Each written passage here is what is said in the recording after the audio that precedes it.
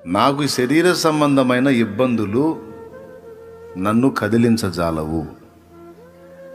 ఎందుకంటే నాకు ఆయన పట్ల అంత భరోసా ఉంది, విశ్వాసం ఉంది. ఇప్పుడే కాదు, ప్రభువులో క్రొత్తగా వచ్చినప్పుడు బోల్డెన్ అప్పుల్లో ఉన్నప్పుడే నాకు ఆ ఫీలింగ్ ఉంది. ఎక్కడ ఎవడొచ్చి రోడ్డు మీద లాగుతాడో, ఎక్కడ కుటుంబాన్ని బజార్న వేస్తారో అని క్రీస్తుకు ముందు, అంటే యేసు ప్రభువుని ఎరగక ముందు నలిగాం. ప్రభువుని ఎరిగిన తర్వాత, ప్రార్థన చేయటం మొదలుపెట్టిన తర్వాత ఇంకా లెక్క కూడా చేయలే. ఎందుకంటే విశ్వాసమును బట్టి నేను ఆయన కుమారుడను, విశ్వాసమును బట్టి నా ఫ్యామిలీ కూడా ఆయన పిల్లలే. గనుక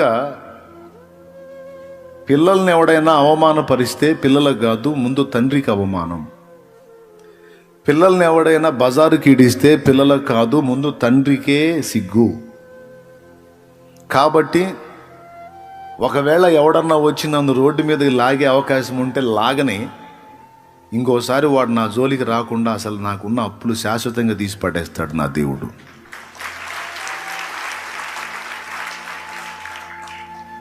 వీటి వల్లే కదరా నువ్వు ఇంత బాధపడుతున్నావు, వీటి వల్లేగా, ఈ అప్పుల వల్లేగా నా బిడ్డ ఇంత బాధపడుతుంది, అసలు తీసి పడేస్తాడు అని ఇంకొకడు ఎవడు నా ఇంటి ముందుకు రాకుండా తీసేస్తాడు. దానికోసం ఏ అద్భుతమైనా చేస్తాడు.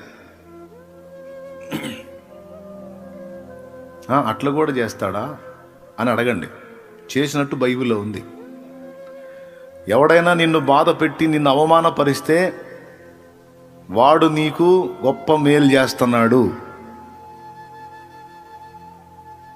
వాడికి తర్వాత ఏదన్నా కానుక ఇవ్వడానికి సిద్ధం చేసుకో. నిన్ను రోడ్డు మీదకి లాగడానికి, అవమానపరచడానికి, నిన్ను చీదర చేయడానికి ఎవడైనా ట్రై చేస్తున్నాడు అంటే వాడికి ఇవ్వడానికి ఒక కానుక రెడీ చేసి పెట్టుకో. ఎందుకంటే వాడు నిన్ను కదిలించుకొని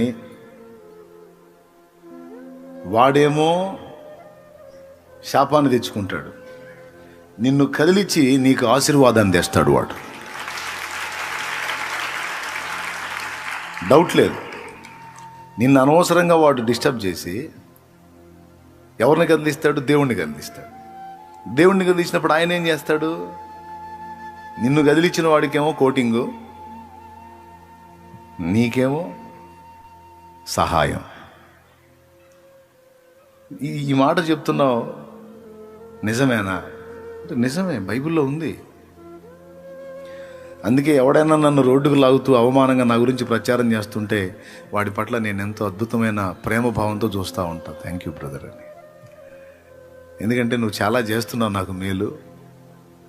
నాకు మేలు చేయటానికి నిన్ను నువ్వు త్యాగం చేసుకుంటున్నావు సోదరుడా. నాకు మేలు చేయటానికి నిన్ను నువ్వు బలి పశువుని చేసుకుంటున్నావు. నిజంగా నువ్వు ఎంతో గొప్పవాడివి అని తృప్తి చెందుతా. ఇది నేను అబద్ధం చెప్పట్లా, నిజమే చెప్తున్నా. నిజం చెబుతున్నా నేను.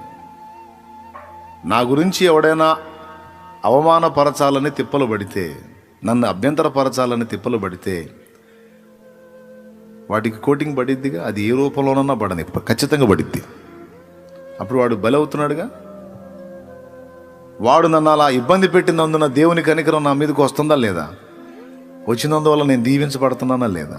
ఇప్పుడు కష్టపడి నాకు దీవిని తేవటానికి వాడు తన్నులు తింటున్నాడా లేదా? మరి ఇది అబద్ధం ఎట్లా అవుతుంది? నిజమే. ఇప్పుడు ఈ బైబిల్ ఏడుందంటే దావీదు, షిమి. మనకు తెలియని స్టోరీ కాదు. దావీదు సింహాసనాన్ని కోల్పోయి కొండలకి వెళ్ళిపోతా ఉన్నప్పుడు మార్గ మధ్యలో షిమి అనేవాడు చీ పో అని అంతమంది ముందు దావీదును అవమానపరిచాడు. దావీదు మీదికి మట్టి దుమ్మెత్తిపోశాడు. శాపగ్రస్తుడా, దరిద్రుడా, నీ యజమానుడైన సౌలుకు నువ్వు చేసినటువంటి దుర్మార్గానికి నీకు ఈ గతి పట్టింది. నువ్వు చేసిందే నీ మీదికి వచ్చింది. నీ కర్మ నువ్వు మోయాల్సిందే అని రాళ్ళు విసిరాడు. దావీదు మీదికి దుమ్మెత్తిపోశాడు. చీ పో అని అసహించుకున్నాడు. ఒక కుక్కను అసహించుకున్నట్టు అసహించుకున్నాడు వాడు. దావీదు అస్సలు అడ్డగించలే వాడిని. లేకపోతే దావీదు పరాక్రమం దెబ్బకు వాడు ఉంటాడా? పక్కనోడి దగ్గర ఏటు తీసుకొని ఇసిరాడంటే వాడు అక్కడే అవుట్. ఏందిరా ఎక్కువ తక్కువ మాట్లాడరా అని అలా ఈట తీసుకొని వేసాడంటే ఇంక మళ్ళీ రెండో డైలాగే ఉండదు, వాడికి ఉంటుందా? కానీ ఏమల్లా దావీదు సహోదరి కుమారులు సెరూయా కుమారులు యోవాబు అబీషై ఇద్దరు. ఒకడి కోపం వచ్చేసింది, ఇటు రాజు అటు మేనమామ, రాజు అటు మేనమామ, నొప్పి పుట్టింది. ఏంటి మావయ్య అనలే, దగ్గరికి పోయి, రాజా రాజు అయిన నిన్ను, ఏలినవాడవైన నిన్ను, చచ్చిన కుక్క వంటి వాడైన వాడు ఇంతలేసి మాట్లాడుతుంటే నీకు ఏమనిపించట్లేదా?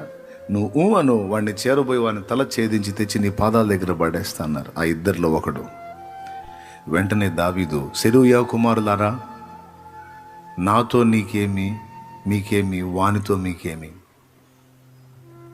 దావీదును శపింపుమని యెహోవా వానికి సెలవీయని ఎడల నన్ను శపించి వాడు బతుకుతాడా?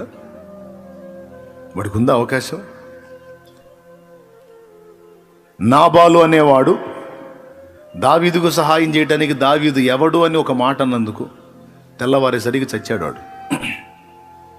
వీళ్ళలాగా అనలా నన్ను, ఎవడ్రా వాడు దావీదు అన్నందుకు చంపేశాడు. నా దేవుడు నన్ను ఒకడు ఒక మాట అంటే నాకు నొప్పి కన్నా ఆయనకి ఎక్కువ నొప్పి. నన్ను ఈట తీసుకొని చంపదూచినటువంటి సౌలు తన ఈట మీద తనే పడి చచ్చేటట్టు చేశాడు.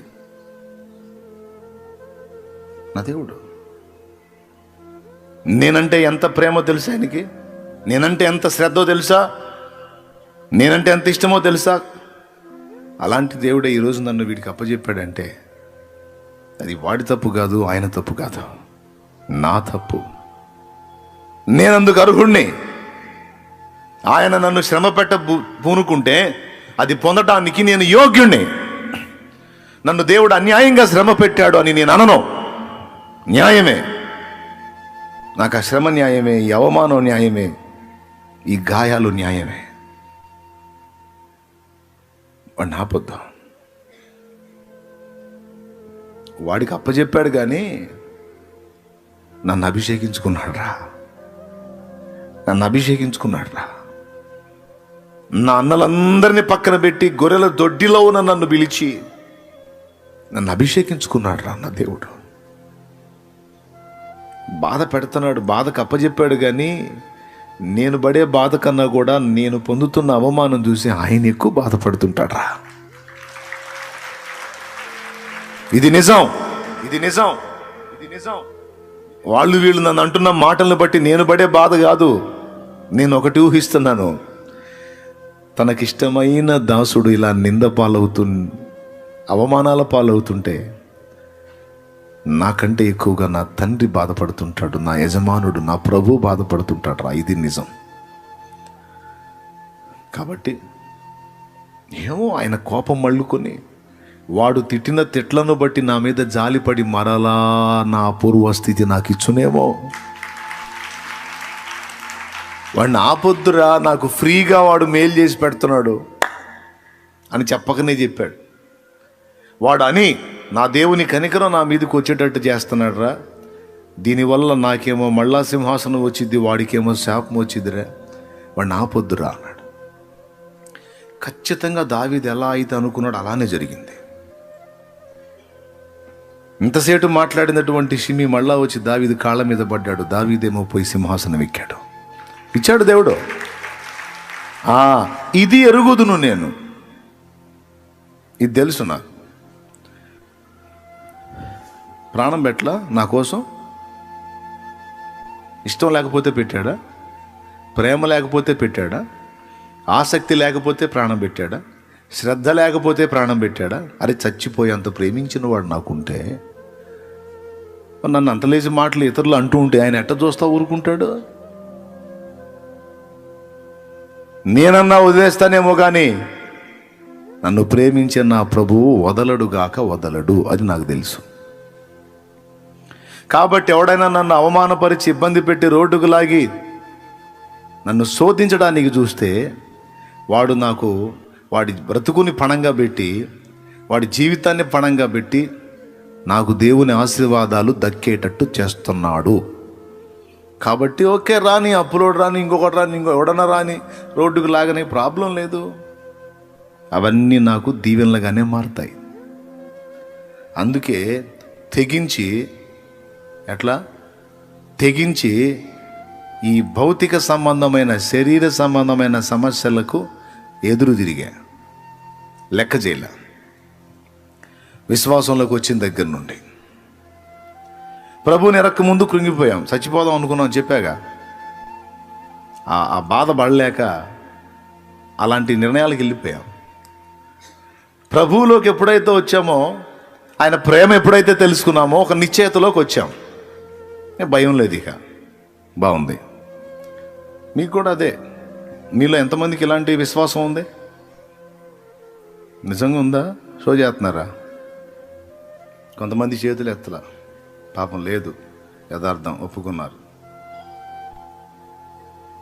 చిన్నగా వాళ్ళు కూడా ఎత్తుతున్నారు చెయ్యి. అంటే ఎంతమందికి ఉంది విశ్వాసం? అంటే ఏదో చేతులు ఎత్తుతున్నారు, కానీ మెల్లగా. ఒక్క మనిషి నీ గురించి పొరపాటుగా మాట్లాడితే బతకనిత్తా? ఎవరికి చెబుతావు నువ్వు ముచ్చట? నాకా? ఒక్క మనిషి నీ గురించి ఇంత బ్యాడ్గా మాట్లాడి తట్టుకుంటా, ఓర్చుకుంటా? అన్నోడి మీద 24 మాట్లాడతావు మళ్ళాను. కానీ నాకు తెలుసు దేవుని కృప ఇట్లా చేస్తాడని తెలుసు.